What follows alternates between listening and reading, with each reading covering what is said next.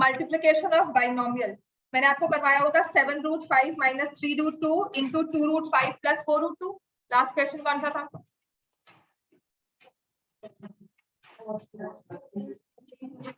4 plus 3√3, 4 plus 7 plus 4√3 है ना। चलो नेक्स्ट लिखो 4√3 माइनस 2 3√2 प्लस 5√3।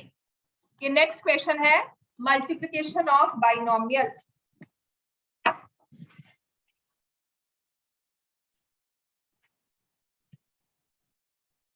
ठीक है, और आज मैं आपको स्टार्ट करवा दूंगी रैशनलाइजेशन।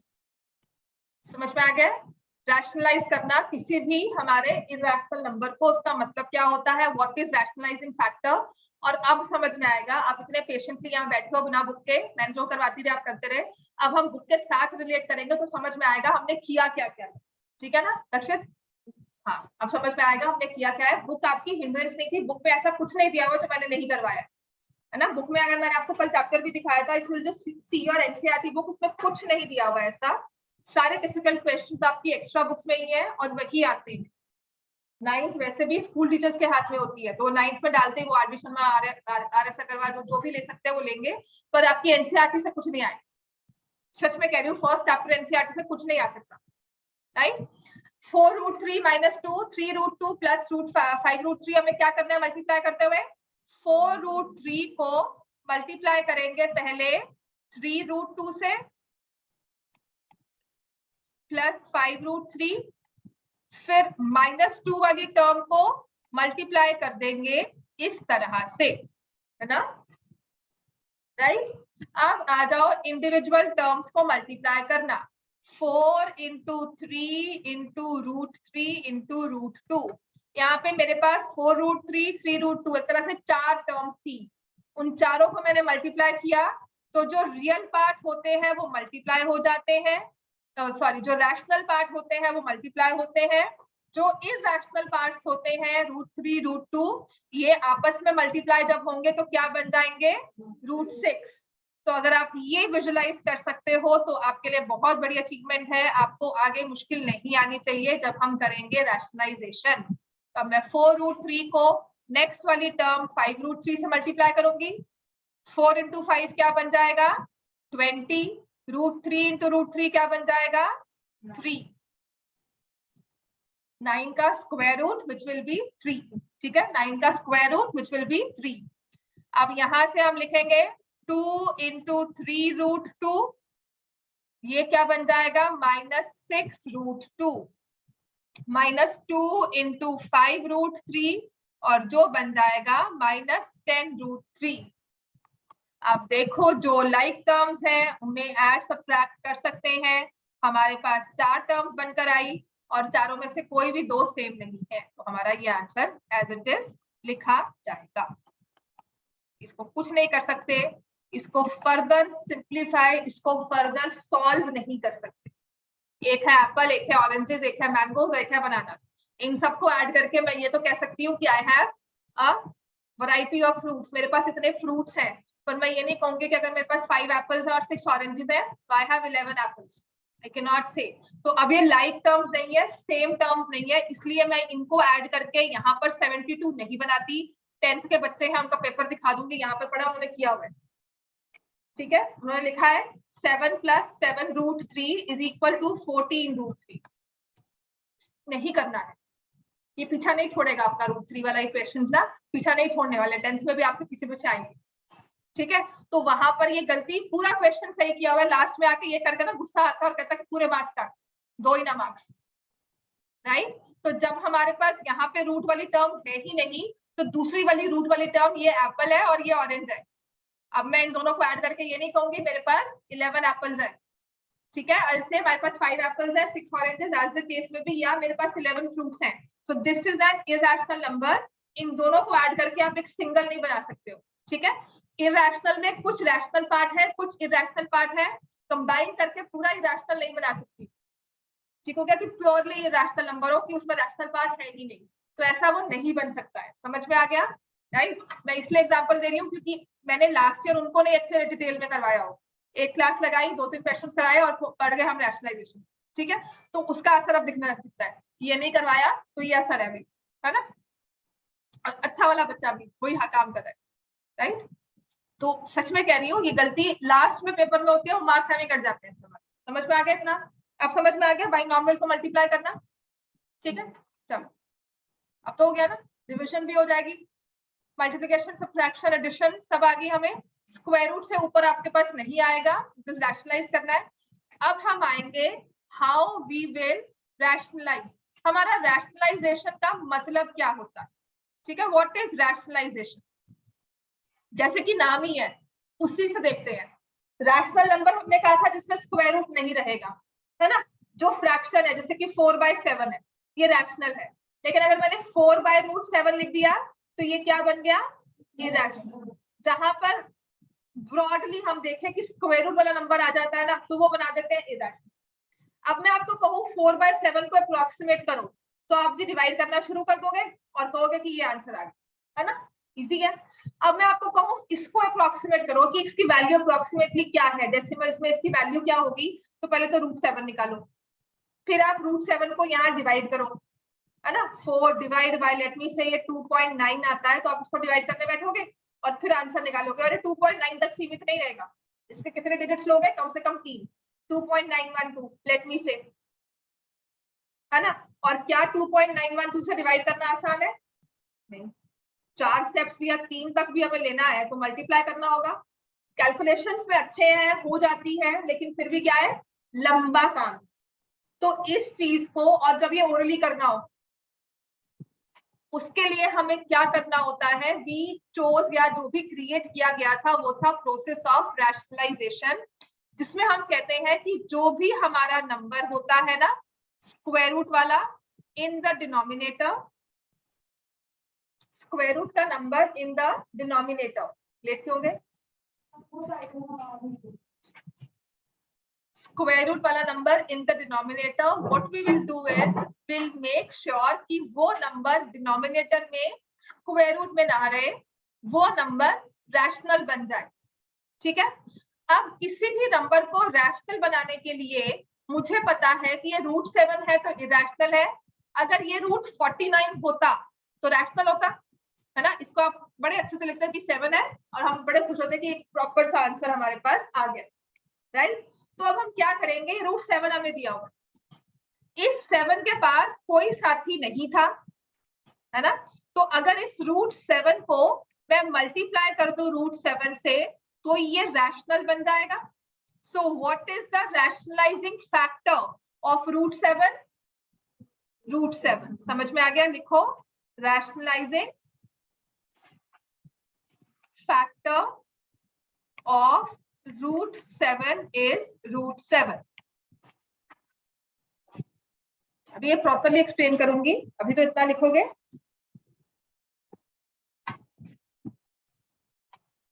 समझ में आ गया कि जो स्क्वायर रूट वाला नंबर है ना उसको देखेंगे कि उसमें से वो स्क्वायर रूट हट कैसे सकती है, तो जो उसमें पेयर नहीं है उसे पेयर बना। फॉर एग्जाम्पल इतना लिख लिया हमने, राइट, कि मैंने √7 से मल्टीप्लाई किया इस नंबर को और मेरे पास एक रैशनल नंबर 7 बन गया। अब नेक्स्ट लिखेंगे, मान लो कि मेरे पास नंबर है, लेट मी से 24, ठीक है। अब एक काम तो होता है कि देखो स्क्वायर रूट में नंबर है 24, इसको 24 और दे दो, ये बन गया। लेकिन थोड़ा सा हम यहाँ पर कर लेते हैं कि वी सिंप्लीफाई 24 को, हम देखेंगे कि क्या क्या, because it is a composite number, ये होता है 8 × 3 का स्क्वायर रूट, इसको लिखेंगे 2 × 2 × 2 × 3, क्या बाहर आ जाएगा 2 और अंदर क्या रह जाएगा 6। तो अब हम क्या करेंगे, रैशनलाइज करना है इसको, तो किससे मल्टीप्लाई करें, 6 से, √6 से या 2 से।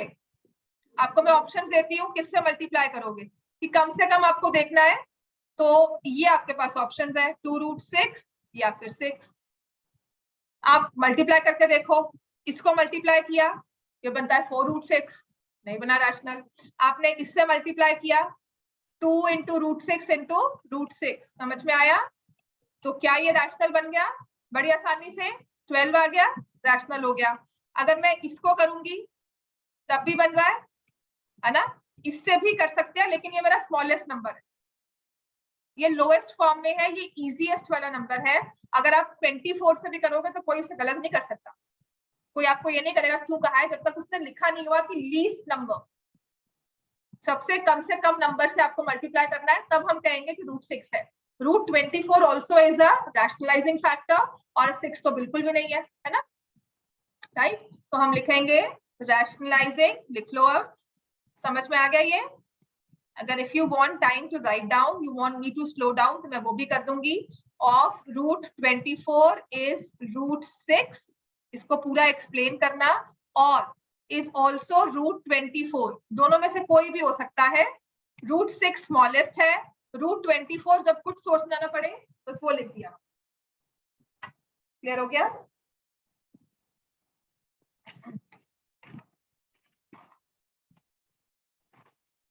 तो ऐसे ही अब आपको रैशनलाइजिंग फैक्टर निकालना होगा स्क्वायर रूट ऑफ 48 का।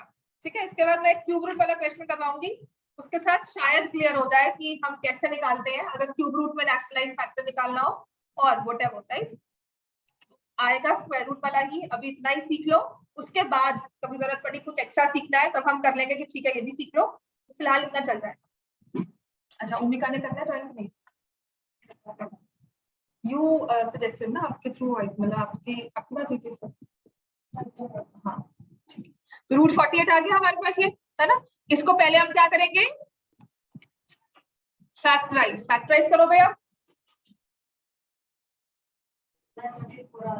किसका किसका 24 तो वैसे नहीं आ सकता। हाँ जी, फैक्टराइज करो, क्या बनेगा बोलो।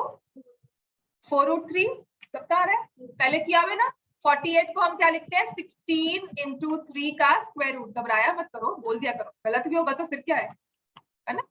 तो ये आ गया 4√3, इतना तो कॉन्फिडेंट रहो, छोटी सी क्लास है ये, है ना। हाँ, 4√3 ठीक हो गया। अब इसको किससे मल्टीप्लाई करेंगे, ये रैशनलाइज हो जाए, रैशनल नंबर बन जाए √3, तो लिख लो रैशनलाइजिंग फैक्टर ऑफ 4√3 और √48। असमी समझ में आ गया ना हमें, रैशनलाइजिंग फैक्टर ऑफ √48 इज √3। अगर क्लास में रैशनलाइजेशन हो चुकी है ना, तो यहाँ से समझ में अब थोड़ी अच्छे से आ जाएगी, चाहे मुझे लगता है, बाकी तो देखो। चलो नेक्स्ट है, अब एक क्यूब रूट वाला करवाऊं, आई थिंक स्क्वायर रूट वाला सही है ना।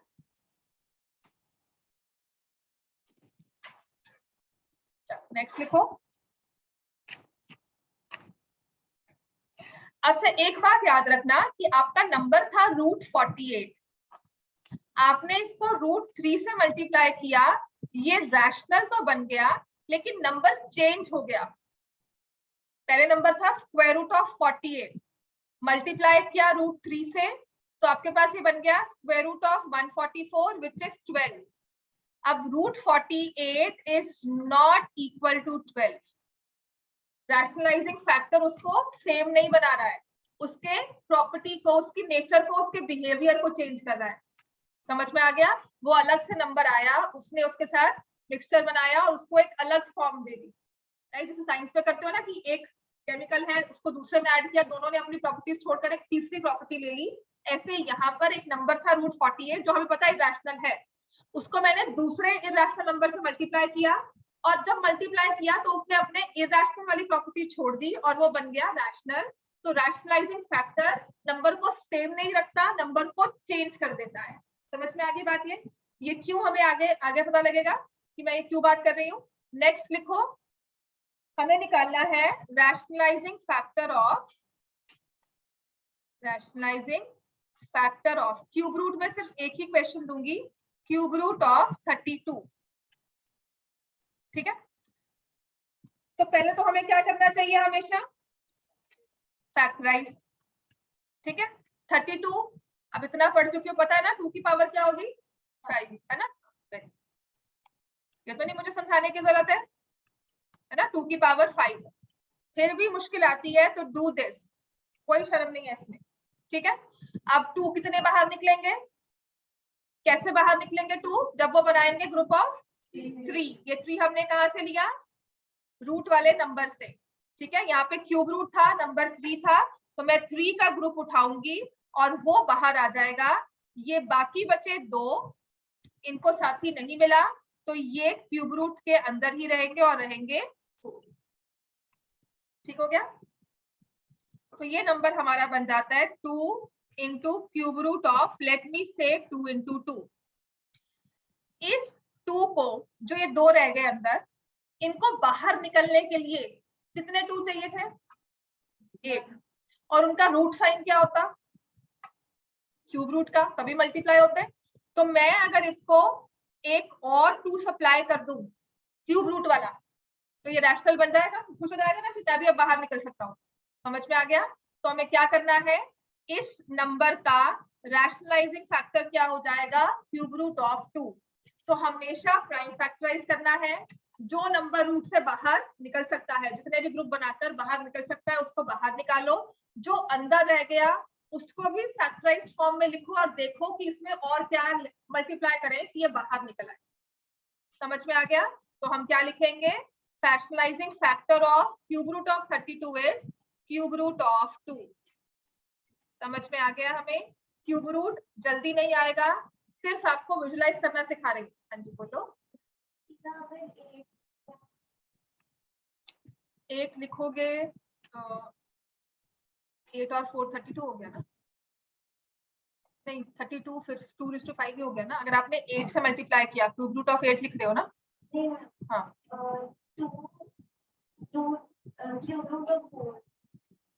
2 क्यूब रूट ऑफ 4। हाँ, ये तो सिंप्लीफाइड फॉर्म है। इसको आपने क्यूब रूट ऑफ 4 से मल्टीप्लाई कर दिया? नहीं, क्योंकि इसमें 2 है, देखो ना, तभी मैंने कहा इसमें 2 है और इसमें 4 है, इसमें भी 2 है, 4 हो गए ना, 3 बाहर निकला, 1 फिर रह गया। ठीक है, तो तभी मैंने आपको क्यूब रूट करवाया। स्क्वायर रूट में बहुत आसान है, क्योंकि वो 2 ही होते हैं सारे, एक है, एक ऐड कर दिया, सेम नंबर भी मल्टीप्लाई कर दिया, हो जाएगा। यहाँ सेम नंबर मल्टीप्लाई करके नहीं होगा। ठीक है, समझ में आ गया इतना? चलो नेक्स्ट लिखो। चलो अगर ये समझ चुके हो तो एक ये भी लिख लो, क्यूब रूट ऑफ 36 का रैशनलाइजिंग फैक्टर निकालना है। तो पहले तो हमें क्या करना है?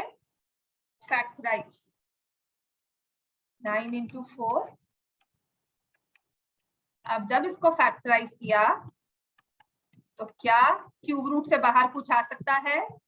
नहीं, 2 ही फैक्टर्स है, 3 और 2। तो हमें क्या क्या सप्लाई करना होगा?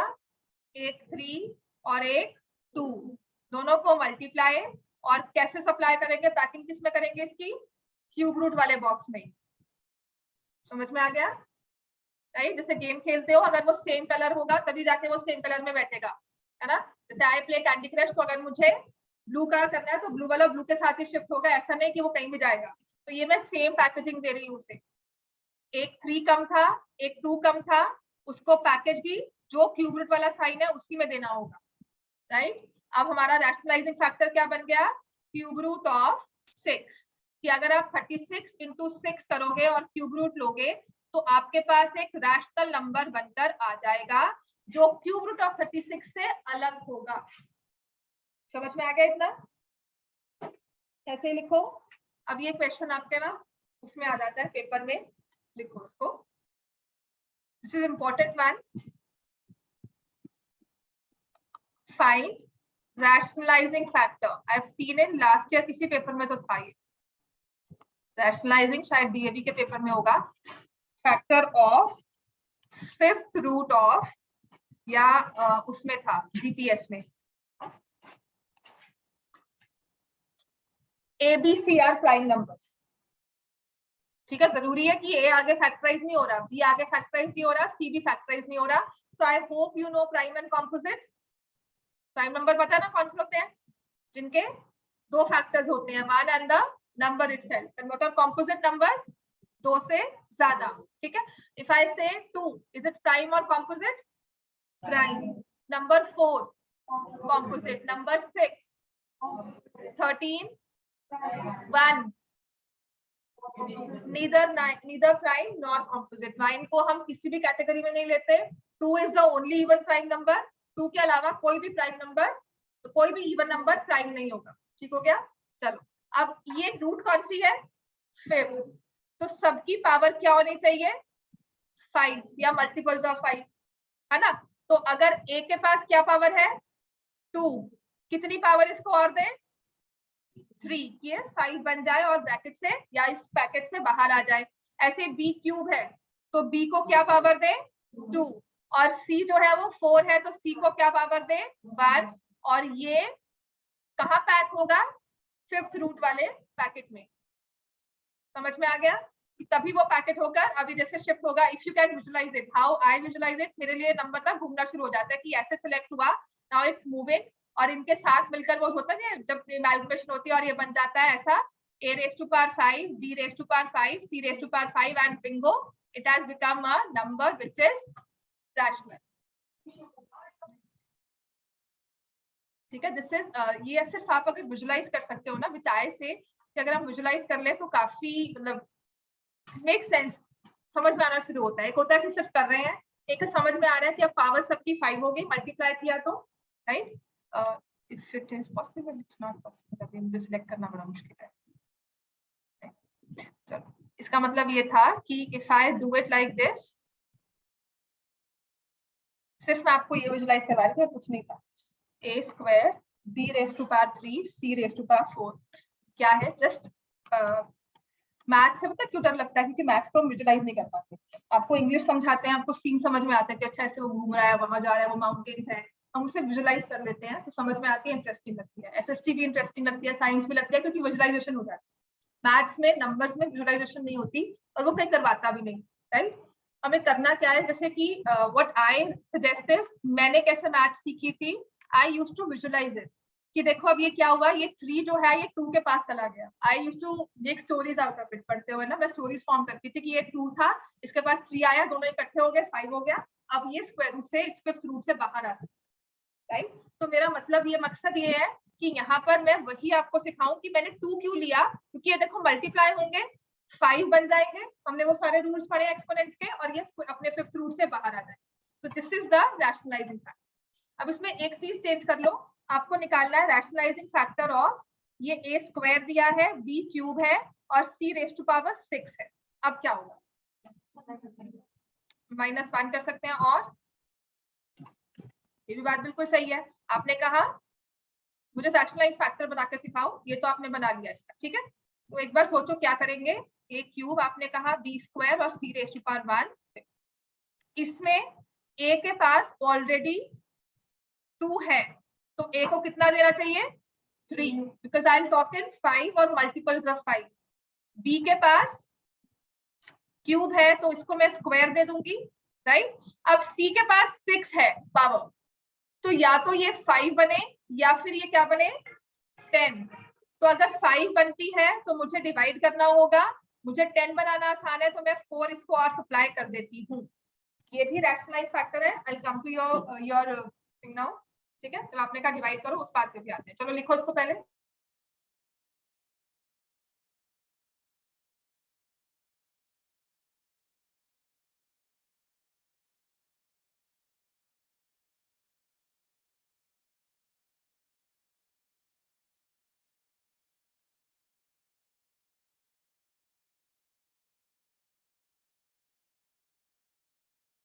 समझ में आ गया। Cube root, square root, c की पावर 4, ये बन गई 10, 10 भी 5 5 का 2 ग्रुप बना के c स्क्वायर बाहर आ जाए। समझ में आ गया ना, इतना क्लियर हो गया हमें। अब आपकी बात, आपने कहा डिवाइड भी -1 भी कर सकते हैं, तो यहाँ पर अगर आपने लिख दिया पावर -1, -1 पावर कहाँ जाती है डिनोमिनेटर। चलो इसको तो 6 ही लिखो, इसको तो 4 लिखो। और इसका केस क्या होता है, आपने लिखा cube root 5th root of 5, a cube b square c raise to power -1, which is also fine, right. लेकिन इसको हम बेटर होगा लिखें cube root of a cube b square, sorry 5th root of a cube b square divided by 5th root of c, it will go in the denominator. ये सिर्फ आपको समझाना है, ऐसा क्वेश्चन आएगा सही आंसर क्या है वो चीज नहीं है, आपको सिर्फ समझाना है कि अगर ये नंबर 5 से बड़ा हो जाता है, go on to the next multiple, ठीक है। कोई गलत नहीं करेगा। अगर आप -1 लिखते हो तो बाय डिफॉल्ट हम लिखते नहीं है, उसको शो ऐसे नहीं करते हैं, है ना। तो हम क्या करेंगे, उसको लेकर जाएंगे इन द डिनोमिनेटर। वो दिमाग कभी चलता है कभी नहीं चलता, ये सबसे easy, right. This is just your understanding. ऐसा नहीं है कि क्यों ऐसे करना है, ऐसा ही करना है, वैसा कुछ नहीं है। क्लियर हो गया इतना? चलो, राइट। अब आते हैं, इतना समझ में आ गया? This is one important question, इसको आप लिख सकते हो, मार्क कर सकते हो, क्योंकि ये पेपर में आया हुआ है, किसी ना किसी आपके टर्म पेपर में आया है। ठीक है, अब आते हैं, अगर आपके पास कोई ऐसा नंबर होता है स्क्वायर रूट ऑफ 1/6, ठीक है, था ना? मैंने आपको पेपर क्वेश्चन करवाया था प्लस माइनस वाला एडिशन में, उसमें 1/6 था। मैंने कहा था अभी फिलहाल के लिए छोड़ दो, will do it again, right. इसमें स्क्वायर रूट साइन है, 1 तो स्क्वायर रूट से हट सकता है और नीचे रह जाएगा √6, ठीक है। तो अब आप इसको किससे मल्टीप्लाई करोगे कि ये हमारा जो फ्रैक्शन है रैशनलाइज हो जाए? तो ये होता है when the fraction, there is a fraction and your irrational number is in the denominator, we say rationalizing the denominator. ये फ्रैक्शन ना अकेली नहीं है, इसके पास दो हिस्से होते हैं, एक होता है न्यूमरेटर, एक होता है डिनोमिनेटर। आप अकेले न्यूमरेटर को नहीं छेड़ सकते, आप अकेले डिनोमिनेटर को नहीं छेड़ सकते, एक से पंगा नहीं लेते हो, है ना? दोनों को इकट्ठे हम छेड़ते हैं और इस तरह से छेड़ते हैं कि फ्रैक्शन की वैल्यू चेंज नहीं होनी चाहिए। तो अब मुझे पता है कि अगर ये √6 है, इसको मैं रैशनलाइज करना चाहती हूँ, मुझे रैशनलाइजिंग फैक्टर नहीं निकालना है, मुझे रैशनलाइज करना है। तो मैं इसको, मुझे पता है कि इस नंबर को तो √6 से मल्टीप्लाई कर दिया और ये रैशनल बन जाएगा। लेकिन अब मैं समझ चुकी हूँ कि जब मैंने मल्टीप्लाई किया किसी और नंबर से तो फ्रैक्शन चेंज हो जाती है, उसकी वैल्यू जो ओरिजिनल थी वो चेंज हो जाएगी। अब अगर चेंज ही कर दिया तो मुझे रैशनलाइज क्यों करना है? मैंने तो आपको कहा था आपका काम है 1/√6 को अप्रोक्सीमेट करो, मैं आपको उसकी वैल्यू ही चेंज करवा दूं, राइट। तो हम क्या करते हैं, इस मल्टीप्लाई के इफेक्ट को खत्म करने के लिए हम ऊपर न्यूमरेटर में भी √6 लिख देते हैं, सेम नंबर। इसका फायदा क्या है? वी से मल्टीप्लाई डिवाइड बाय √6, ठीक है। व्हेन वी रैशनलाइज, हम सेम नंबर से मल्टीप्लाई, सेम नंबर से डिवाइड करें। 2/2 क्या होता है? 1। 3/3 क्या हुआ? 1। ऐसे ही √6/√6 क्या हुआ? 1। किसी नंबर को 1 से मल्टीप्लाई करो तो क्या होता है? नंबर रिमेन्स द सेम, 1 नहीं होता। 4 मल्टीप्लाइड बाय 1 इज 4, नॉट 1। तो जब भी आपने 1 से मल्टीप्लाई किया, नंबर सेम रहता है, वो चेंज नहीं होता। तो जब मैं रैशनलाइज कर रही हूँ ना, मैं रैशनलाइजिंग फैक्टर नहीं निकाल रही, मैं कह रही हूँ रैशनलाइज करो। तो उसमें हम क्या करेंगे कि जिस नंबर से हमने एक टर्म को मल्टीप्लाई किया है, दूसरी टर्म को भी उसी नंबर से मल्टीप्लाई करो, एक फ्रैक्शन फॉर्म हो जाएगी, है ना? वो चाहे न्यूमरेटर हो चाहे डिनोमिनेटर हो, है ना? तो फ्रैक्शन फॉर्म हो गई, वो सेम नंबर ऊपर नीचे है, मतलब बेसिकली हम क्या कर रहे हैं, हम 1 से मल्टीप्लाई कर रहे हैं। समझ में आ गया? उस 1 को मैंने एक फॉर्म में लिखा जो मुझे अच्छी लगती थी, जिससे मेरा काम चलता था, वो है √6/√6। क्लियर हो गया इतना? तो now if I say rationalise this factor, rationalise this fraction, तो हम लिखेंगे 1/√6 into √6/√6, ठीक है। ऊपर क्या बन गया? 1 into √6, और नीचे क्या बन गया? 6। आप सही बात मान लो, आपकी √6/6 की वैल्यू निकालना आपको काफी आसान होगा as compare to other way round. 1 को √6 से डिवाइड किया अप्रोक्सीमेट करके। अब मैं आपको अगर √6 की वैल्यू बताऊं, अप्रोक्सीमेट ये होती है, मान लो मैंने कहा 2.582 है, आपने सिर्फ इसको 6 से डिवाइड किया, जो हम ओरली भी कर लेते हैं, थोड़ी सी कैलकुलेशन रखी हो ना, हम ओरली भी डिवाइड कर लेते हैं और हमारे पास एक आंसर आ जाएगा कि 0.430 ना। आसान है, सिर्फ √6 की वैल्यू निकाली, वो आपको दी होगी और आपने इसे अप्रोक्सीमेट कर लिया। The whole purpose of rationalisation is fraction को सिंपलीफाई कर ले, उसको अप्रोक्सीमेट इजीली कर सकते। समझ में आ गया? राइट। अभी मैं फ्रैक्शन सिंपल वाली करवा रही हूँ, उसको रैशनलाइज करना। कितना क्लियर हो गया? चलो, अच्छा, एक चीज होती है रैशनलाइजिंग फैक्टर, एक होता है रैशनलाइज फैक्टर। इसका क्या होगा? √6/√6। समझ में आ गया? रैशनलाइजिंग फैक्टर फ्रैक्शन का होगा √6/√6, राइट। या सिंपल हम लिख देंगे √6, √6 से मल्टीप्लाई करोगे तो ये रैशनल हो जाएगी। क्लियर हो गया इतना? चलो नेक्स्ट लिखो, जैसे पहले भी हमने लिखा था। अब आपको इस चीज को रैशनलाइज करना है। 2 square root of 3 square root of 5. This is rationalize the denominator.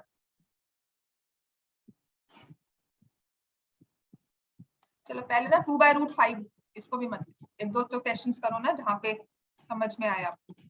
पहले करो 2/√5 को रैशनलाइज। तो मैं किससे मल्टीप्लाई डिवाइड करूंगी?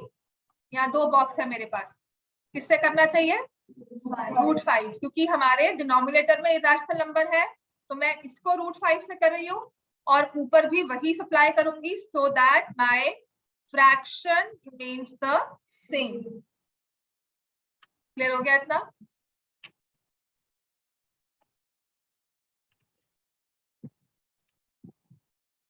अब ऐसे ही आपके पास अगर हो 4/√7 तो क्या बन जाएगा? रैशनलाइज करो इसको। 4 मल्टीप्लाइड बाय √7 डिवाइडेड बाय √7, समझ में आ गया? 4√7/7 ये हमने रैशनलाइज कर लिया और एक इसको अच्छी फॉर्म में लिख दिया। ठीक है, right?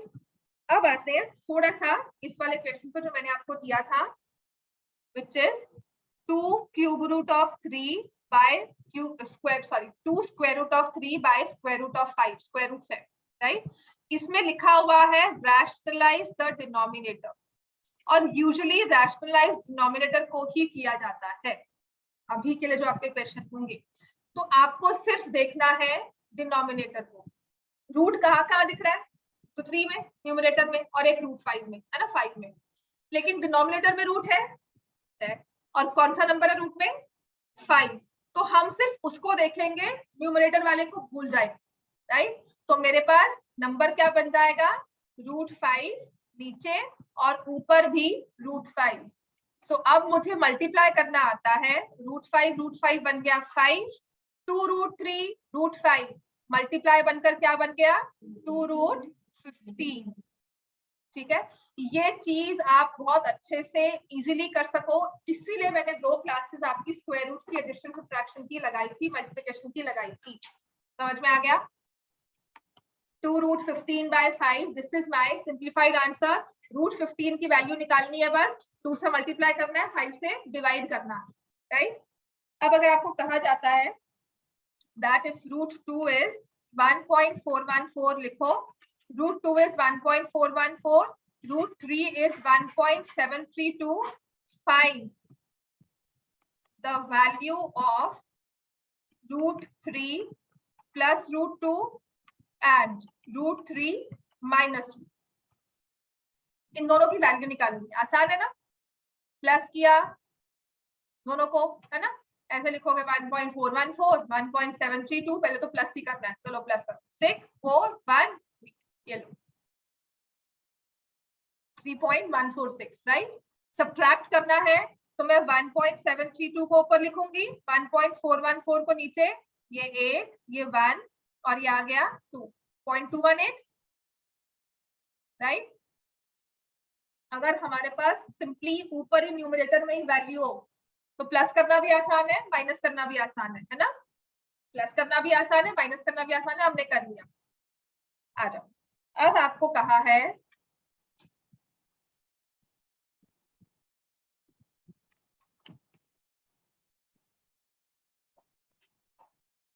√2 is 1.414, find the value of √3 divide by √6।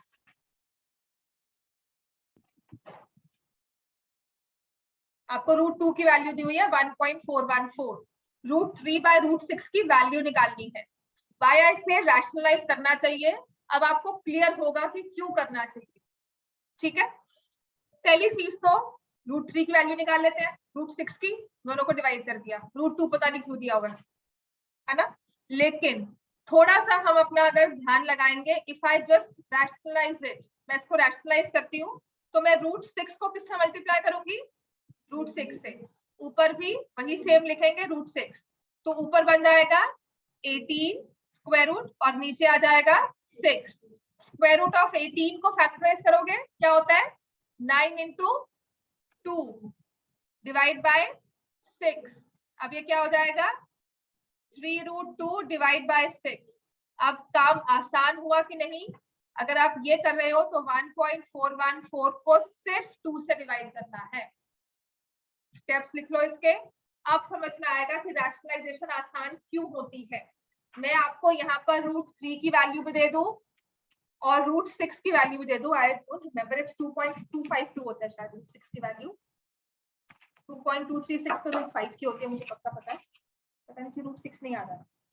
चलो जो भी हो, रूट 5 तो 2.236 है, तो ये 2.236 है, 252 होता है। अगर मैं आपको ये दो वैल्यूज भी दे दूं फिर भी क्या इसको सॉल्व करना आसान है कि 1.732 को 2.252 से डिवाइड किया, या ये चीज आसान है? अपने आप को क्वेश्चन करोगे तो हमेशा रैशनलाइजेशन पे पहले आओ। और ये इंपॉर्टेंट क्वेश्चन होता है, आपको रूट 2 की वैल्यू दी होती है और कहा होता है कि फ्रैक्शन की वैल्यू निकालो। आपको तीनों वैल्यूज दे दी होंगी, आपको कहा होगा रूट 3 बाय रूट 6 की वैल्यू निकालो। और कोई बच्चा करते हैं रूट 3 की वैल्यू पुट करेंगे, रूट 6 करेंगे और डिवाइड करने बैठ जाते। 2 मार्क का क्वेश्चन है, आधा घंटा लगा, ठीक है? वो सिर्फ इसलिए दिया हुआ है ताकि स्मार्टली वर्क करो। आपको पता है कि आपको एक चीज सिखाई हुई है रैशनलाइजेशन, उसका पर्पस यही है कि फ्रैक्शन सिंप्लीफाई हो जाएगी। समझ में आ गया? अब आते हैं इस वाले क्वेश्चन पर, राइट? चलो ये लिखो, if root 5 is 2.236 and root 10 is 3.162. Find value of root 10 minus root 5 divided by root 2.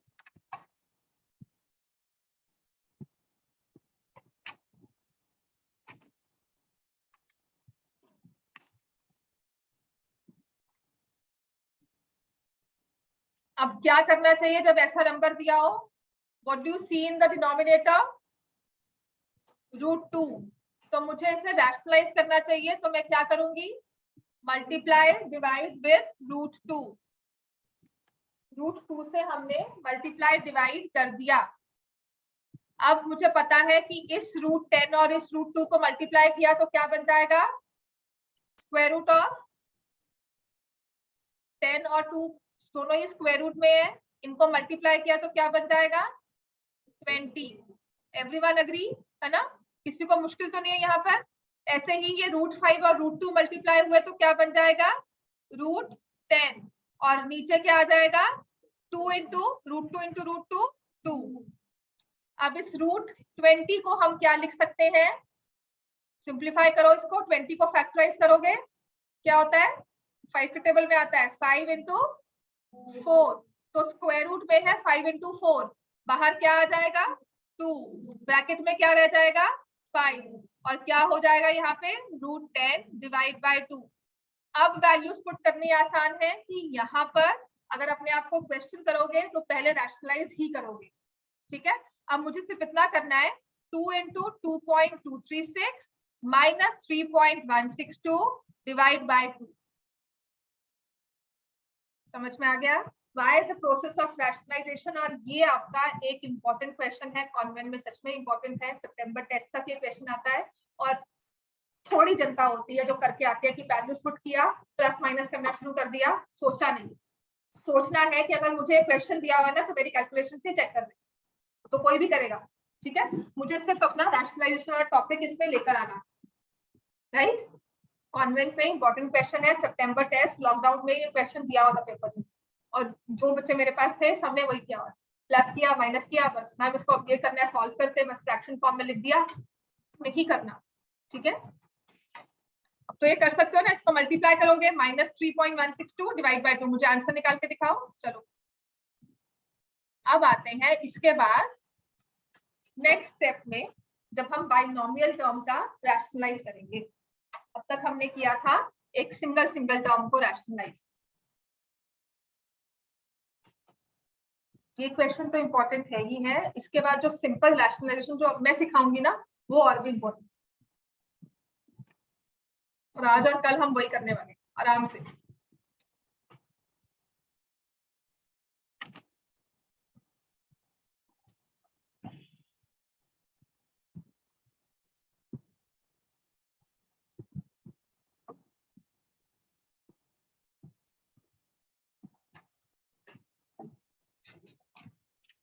चलो मुझे इसका आंसर निकाल के बताओ।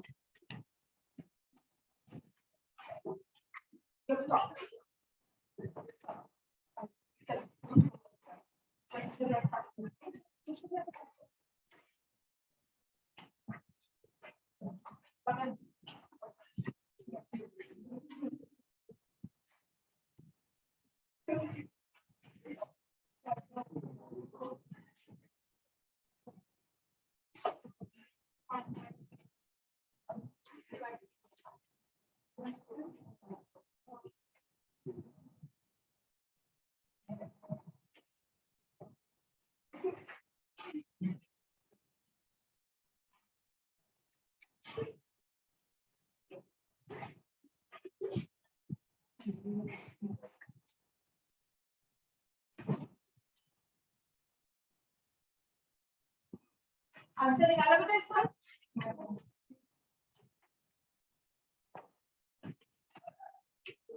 क्यों है सर? चलो इसका आंसर निकालो। It will be 4.472 minus 3.162 divide by 2। Subtract करो 0 1 1 1 ये आएगा 1.110। ये तो मल्टीप्लाई डिवाइड ही करना है कि नहीं? बॉड मास पहले मल्टीप्लाई करते हैं फिर सब्ट्रैक्ट करते हैं, है ना? तो पहले आप मल्टीप्लाई करोगे फिर सब्ट्रैक्ट करोगे। बॉड मास याद है? वी बॉड मास की बॉड मास सिखाया हुआ है। बॉड मास, अच्छा वी अब छोड़ देते हैं, आपको शायद नहीं होगा। वी हैड वी बॉड मास। चलो बॉड मास था, बॉड मास में पहले ब्रैकेट्स आती है, फिर ऑफ का साइन होता है, फिर डिवीजन, फिर मल्टीप्लिकेशन, फिर एडिशन, फिर सब्ट्रैक्शन। तो पहले multiply and then subtract. But rule क्या होता है? If it's all plus and all minus, order is not important. ठीक है, सारे प्लस माइनस होंगे तो ऑर्डर इम्पोर्टेंट नहीं होगा। क्या हो गया? अब क्यों आ रही है? क्यों? 4.472 minus 3.162 divide by 2.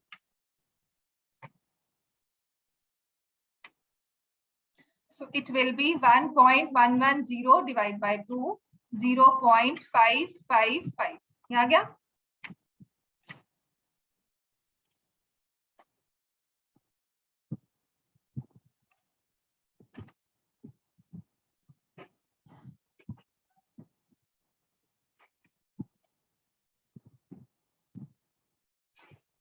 ये 72 ही है ना? 4.472 ही होगा तो नहीं होगा?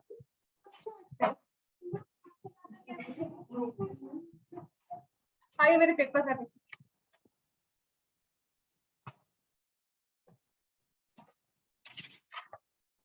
इसको ले जाओ,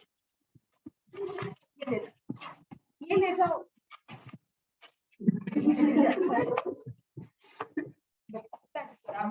कैसे करते हो? हाँ अच्छा, इसने आंसर ना 565 निकाला हुआ है। ऐसा कैसे? उसने निकाला हुआ 655। 655 तो आता ही नहीं, आ रहा है ना? हाँ हाँ, तो यहाँ से ये जब माइनस होगा तो फिर 3 आएगा ना? हाँ तो फिर देखो तो सही, तो ये 0.655। मैं कहता रही हूँ कभी कभी मैं तो बहुत बार गलती कर देती हूँ, बिकॉज़ आई सी हियर, फिर यहाँ से डिस्ट्रैक्ट, ये डिस्ट्रैक्ट, नेक्स्ट क्लास की चिंता हो जाती है कि पेपर नहीं आए, तो उस वजह से क्या होता है कि गलती हो जाती है। प्लीज देखा करो और बताया करो, ठीक है? So it will be 1.310.655। समझ में आ गया इतना? चलो अब आते हैं हमारा नेक्स्ट टॉपिक, जो कल हम पूरा अच्छे से रिवाइज करेंगे, वो है रैशनलाइजेशन ऑफ बाइनोमियल डिनोमिनेटर। ठीक है, नेक्स्ट लिखो, rationalisation of binomial term. Binomial term में दोनों आपके उसमें हो सकते हैं, स्क्वायर रूट में एक भी हो सकता है। ठीक है, सबसे इजी वाला क्या है? If I have something like √3 plus √2। आपने अकेला √3 का किया था, अकेला √2 का किया था, राइट? इफ इट्स √3 किससे मल्टीप्लाई करोगे? √3 से। अगर √2 है किससे मल्टीप्लाई करोगे? √2। अब यहाँ पर ये दोनों सम में दिया हुआ है, ठीक है, ये दोनों प्लस में दिए हुए हैं। तो अगर मैं इसको सिर्फ √3 से मल्टीप्लाई करती हूँ क्या होगा, ये तो 3 बाहर बन जाएगा, ये तो रैशनलाइज हो जाएगा, लेकिन दूसरी वाली टर्म रैशनलाइज नहीं होगी। अगर मैं √2 से कर दूं तो ये रह जाएगी और ये हो जाएगी, मेरा पर्पस सॉल्व नहीं हुआ। तो यहाँ पर हम क्या करते हैं, whenever it's a binomial term, उसको रैशनलाइज करना है ना, तो आपने 9th में या 8th में ना भी अपनी 9th तो शुरू करो, चलो 8th में ना एक फॉर्मूला किया होगा a² माइनस b², है ना। देखो मैंने किया क्या, अगर √3 है उसको √3 चाहिए, √2 है उसको √2 चाहिए रैशनलाइज होने के लिए, है ना। √3 को √3 चाहिए, दोनों को अलग अलग अपने अपने चीजें चाहिए, और दोनों को एक सप्लाई कर सकते हैं, दोनों कैसे सप्लाई करते हैं। तो आपने एक फॉर्मूला किया हुआ है a² माइनस b², इसको फैक्टराइज करते हैं तो क्या होता है, a plus B a minus B. अच्छा याद आ गया, थोड़ी बहुत 8 है ना, a plus B a minus B. a आपका है √3 और √2, अगर मैं इसको √3 माइनस √2 दे दूं तो ये फॉर्मूला का एक शेप ले लेगा, a plus B a minus B, जिसमें √3 को भी उसका स्क्वायर मिल जाएगा, साथी मिल जाएगा, और √2 को भी उसका साथी मिल जाएगा, और दोनों के बीच में आएगा माइनस साइन। √3 का स्क्वायर किया आया 3, √2 का स्क्वायर किया आया 2 माइनस, और देखो हमारे पास बन गया 1 विच इज रैशनल। तो बाइनोमियल में हम क्या करते हैं, जो दो टर्म्स दी हुई है ना उसके बीच का साइन ले लो, अगर वो प्लस है उसे कर दो माइनस, अगर वो माइनस है उसे कर दो प्लस, जिसे हम कहते हैं हमने कॉन्जुगेट ले लिया। कॉन्जुगेट मतलब हमने इन बिटवीन साइन चेंज किया, टर्म्स वैसी की वैसी रखी। क्लियर हो गया, ये चीज बाद में पढ़ते हो, अभी तो शायद ये टर्म ही खत्म हो गई हो conjugate. I don't know if it's still valid in 10th in 11th। इसमें हम क्या करते हैं, हमने इसको सिर्फ साइन चेंज करना है। सो अगर √a प्लस √b है तो we'll write √a minus √b, अगर √a माइनस √b है तो हम क्या कर देंगे √a प्लस √b। ठीक हो गया, ये होता है rationalisation of a binomial term. तो इसका रैशनलाइजिंग फैक्टर क्या हो गया, √3 माइनस √2। लिखो रैशनलाइजिंग फैक्टर ऑफ, ये 4-5 बारी लिख लोगे ना समझ में आ जाएगा, rationalising factor of √3 plus √2 is √3 minus √2। ऐसे ही अगर रैशनलाइजिंग फैक्टर ऑफ √3 माइनस √2 होगा तो आप लिखोगे √3 प्लस √2, राइट। पूरा सितंबर टेस्ट तक आ गया था, रोहन को रैशनलाइजिंग समझने आई थी, मुझे कोई इतना इंटेलिजेंट है इसमें फिर भी गलती कर रहा था। तो इसी वजह से थोड़ा सा मैंने भी अपने सिस्टम को चेंज किया कि आपको मैं बेसिक समझाऊं, उसके बाद हम आगे क्वेश्चंस पे बढ़े। समझ में आ गया ये? जीएवी का बच्चा इंटेलिजेंट, अच्छा बहुत इंटेलिजेंट है, पर उसको ये प्रोसेस मतलब टेस्ट लिया, समझा दिया क्लास में, कर दिया, टेस्ट में हर बार उसने गलती की। ठीक है, इजी टॉपिक नहीं है, पहली बार में समझ नहीं आएगा। आज मैं कहूँ कि आज आता है कल याद होगा, पढ़कर आओगे, हाँ अच्छा बात है, पर फिर भी कहीं ना कहीं गलती होती है तो हो भी जाएगी, लेकिन इसको प्रैक्टिस करोगे आफ्टर अ प्रोसेस सिर्फ स्टेप्स याद हो जाएंगे कि अच्छा ऐसे ऐसे करना है। फिर हमारी सिर्फ कैलकुलेशंस है, मल्टीप्लाई ठीक से करें, डिवाइड ठीक से करें, लाइक टर्म्स को ऐड करें। प्लीज ये मत कर देना कि दिस इज 6√3, ये ऐड नहीं करना, फिर हम बिल्कुल सही है, हमें ये आता है, राइट। और ये चीज नहीं सिखाई जाती डिटेल में, हम लोग को सिखाई हुई है, आप लोग को नहीं सिखाई गई है। अगर मैं कहूँ कि मैं सिखा रही हूँ तो सिर्फ सिखा रही हूँ, पर पिछले 3 साल में मैंने भी नहीं सिखाई करती, राइट।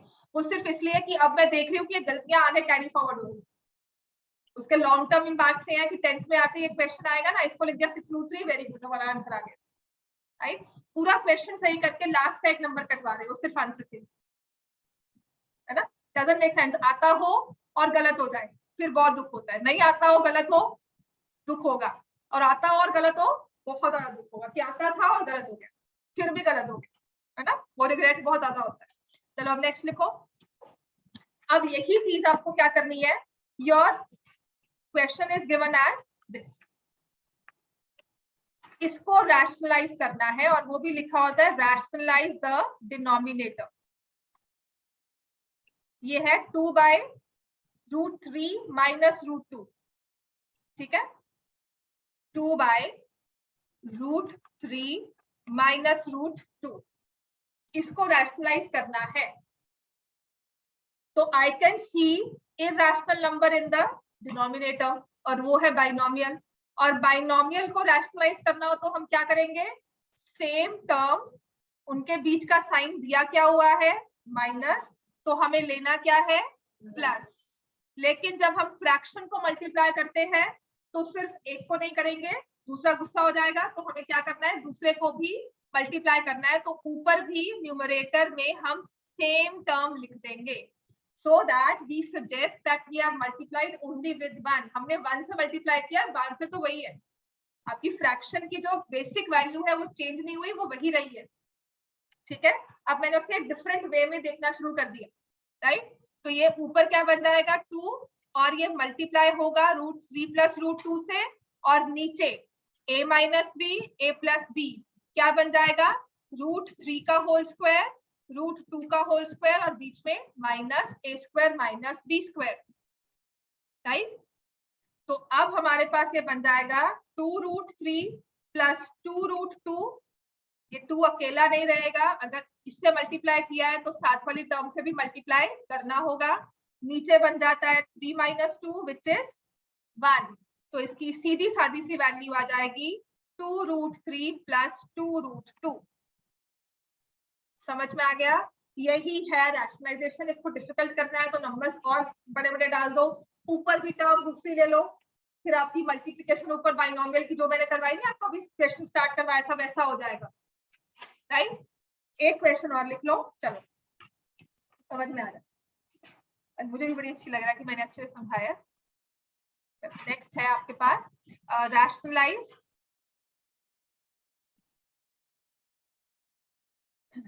1/5, अच्छा √5 + √3।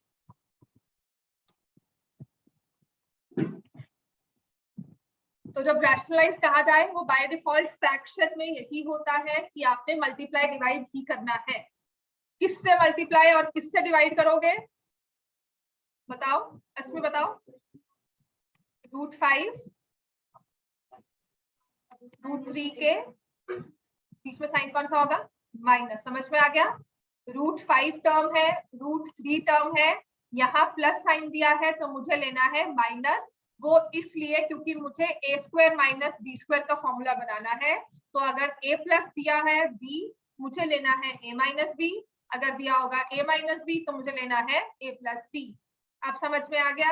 अब हम क्या करेंगे, अब इसको मल्टीप्लाई कर देंगे, √5 - √3 ऊपर, नीचे a² - b² हो गया, √5 का होल स्क्वायर, √3 का होल स्क्वायर, और ये बन जाएगा √5 - √3, 5 √5 का होल स्क्वायर क्या हुआ 5, √3 का होल स्क्वायर क्या हुआ 3। समझ में आ गया ना। तो यहाँ से √5 - √3/2, डिनोमिनेटर खत्म नहीं हुआ लेकिन एक रैशनल नंबर बनकर आ गया जो आसान है। ठीक हो गया, दिस इज माय आंसर। चलो ऐसे नेक्स्ट लिखो, समझ में आना शुरू हो गया ना। नेक्स्ट है, if you have to rationalise 6/√2 - 1। So this is a mixture। आपके पास अब जो डिनोमिनेटर आया है इट इज नॉट कंप्लीटली, दोनों टर्म्स इसकी इरेशनल नहीं है। √2 रैशनल है, इरेशनल है, 1 क्या है रैशनल। लेकिन मल्टीप्लाई करना है तो हम किससे करेंगे, दो टर्म्स क्या है √2 + 1। समझ में आ गया ना। अकेले √2 से नहीं करेंगे बिकॉज √2 जो है वो इस -1 से भी मल्टीप्लाई होगा, और वो उसको -1 जो है वो उसको रैशनल बनने नहीं देगा। ठीक है, तो अब मैंने लिखा 6 × √2 + 1, और नीचे आ जाएगा √2 का होल स्क्वायर -1 का whole square, 6 √2 + 1, 2 - 1, 6 √2 + 1, and this is equal to 12 √2, right? ऐसा हो सकता है 12 √2 नहीं ना, क्या होगा ये 6 √2 + 6, 6 √2 + 6, और इसको नहीं लिखना है 12 √2। ठीक है, इसको नहीं लिखना है, कभी भी नहीं लिख सकते, दोनों का अगर यहाँ पे √3 भी दिया होता तब भी नहीं लिख सकते थे। अच्छा मैं 6 कॉमन ले सकती हूँ, but I can not write it as the addition और सिंप्लीफाई करके एक सिंगल टर्म बना दूं। ठीक है, ऐसा नहीं कर सकते। और ये भी नहीं लिखना है, सिर्फ √2 को मल्टीप्लाई कर दिया, 1 को नहीं किया, वो भी करना है। It's √6 √2 + 6। This is my answer. Clear हो गया इतना? चलो आप जाओ, आज का होमवर्क यही है।